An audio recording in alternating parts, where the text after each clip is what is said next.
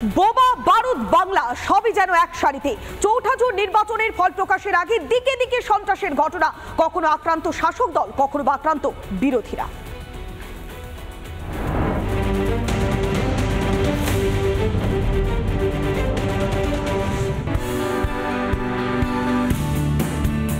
পথে প্রচারে খবর খুঁজতে এবার গোটা বাংলা। সাথে ভোটের পথেতে আজ চলে এসেছি মেদিনীপুর।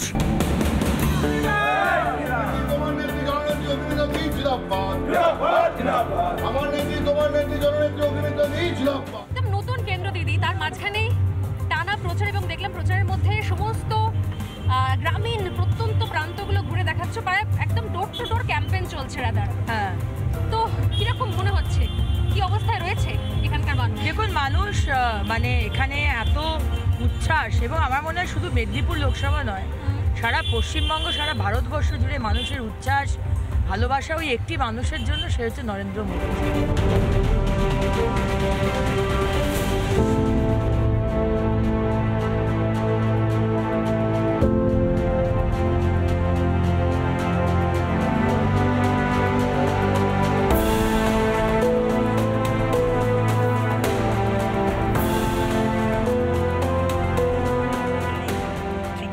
মানে যেভাবে সময়ের দাবি, সেই সময়ের দাবি অনুসারে যদি ঠিকঠাক স্ট্র্যাটেজিগুলো নেওয়া যেত, কম ঐতিহাসিক ভুল করা যেত, আজ অনেক অনেক বড় একটা জায়গায় হয়তো সিপিআইএম আবার চলে যেত। একটা সময় ৬২টা এমপি ছিল আমাদের, আপনাদের দেশে। এখনকার সময় এখনকার বিষয় নিয়ে কথা বলতে হবে।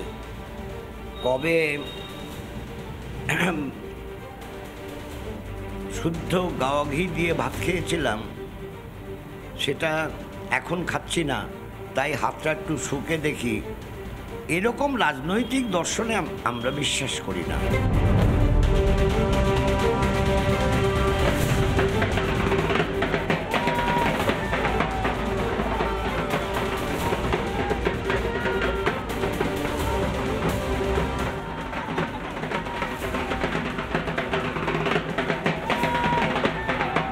আপনার প্রতিপক্ষকে নিয়ে আপনার কি অবস্থান রয়েছে?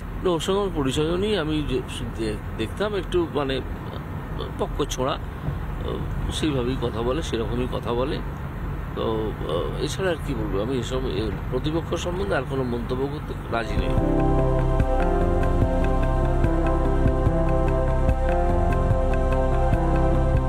বাইকে আমরাও সফর সঙ্গী, বাইকে উঠে পড়েছেন অভিজিৎ গাঙ্গুলি নিজে, আমরাও পিছপা হচ্ছি না। এই মজাটা সত্যি অন্যরকম, কারণ মানুষ তারা এই অভূতপূর্ব মিছিলে, তারা এই রোদকে উপেক্ষা করে রয়েছেন, সেই সঙ্গে আমরাও রয়েছি। Sleep, my child, sleep. The world is too dirty a place. Humanity has run out of ideas, counting the dollars and the euros on how we can make peace. It's too expensive, and I couldn't afford peace. So I tried to escape. The boat capsized, and there were no fancy life jackets inside. The boat to Greece was my only hope. বাড়ির ঠিক সামনেই দাঁড়িয়ে রয়েছে সায়রা শাহ হালিমের প্রচার গাড়ি, তৈরি রয়েছে সায়রা শাহ হালিমের প্রচার শুরু হওয়ার জন্য। কিন্তু এখানে সংখ্যালঘু তোষণের কথা ওঠে এ রাজ্যের মুখ্যমন্ত্রীর বিরুদ্ধে। তারা আবার জোট শরিক আপনাদের।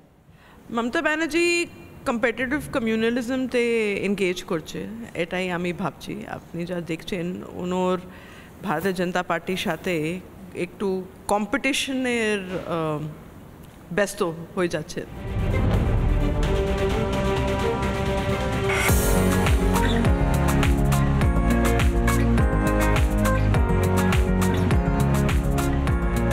আমার একটা ব্রেকফাস্ট বা প্রাতরাশের টেবিল, আর এখানে এই টেবিলে আমাদের সঙ্গে মুখোমুখি তাপস রায়, কলকাতা উত্তর কেন্দ্রে বিজেপি প্রার্থী।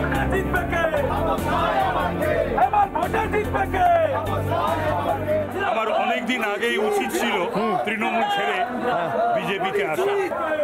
তো 3 বারের সাংসদ, লাস্ট যে লোকসভাটা গেল, তাতে হঠাৎ বিবেকানন্দকে নিয়ে একটা চালাকি করলেন। তিনি হঠাৎ বললেন বিবেকানন্দের একটা কেন্দ্রকে একটা মূর্তি বসাতে হবে, মানে বিবেকানন্দকেও নির্বাচনে ব্যবহার করা তার পক্ষে। মানুষ এটা বোঝে না।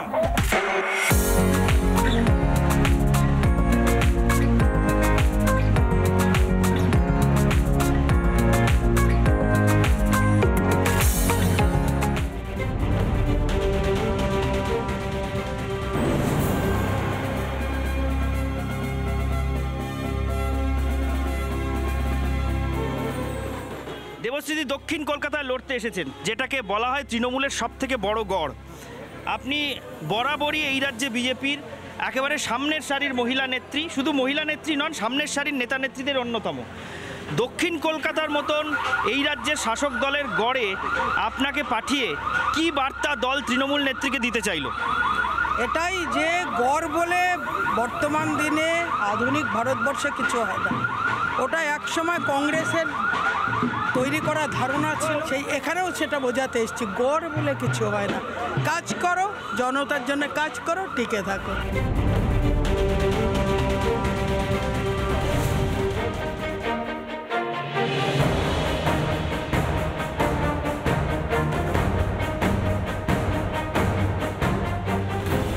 বাম প্রার্থী সায়ন ব্যানার্জি তিনিও কিন্তু এই লড়াইয়ের ময়দানে রয়েছেন।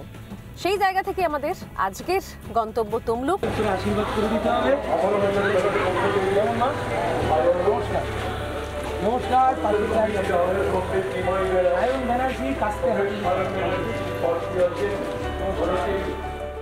লক্ষ্মীর ভান্ডার একটা সরকারের স্কিম, যে স্কিমে 500 টাকা 1000 টাকা দিয়ে কাউকে একটা সাইডে কিছুটার জন্য আপনি হেল্প করতে পারেন।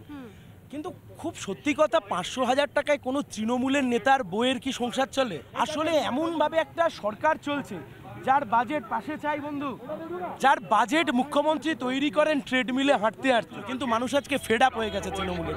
প্রচারের ময়দানে লড়াইয়ে সবাই রয়েছে, নিঃসন্দেহে কারুর পাল্লা ভারী, কারুর কম ভারী, কারুর একদম হালকা, কিন্তু লড়াইটা চলছে।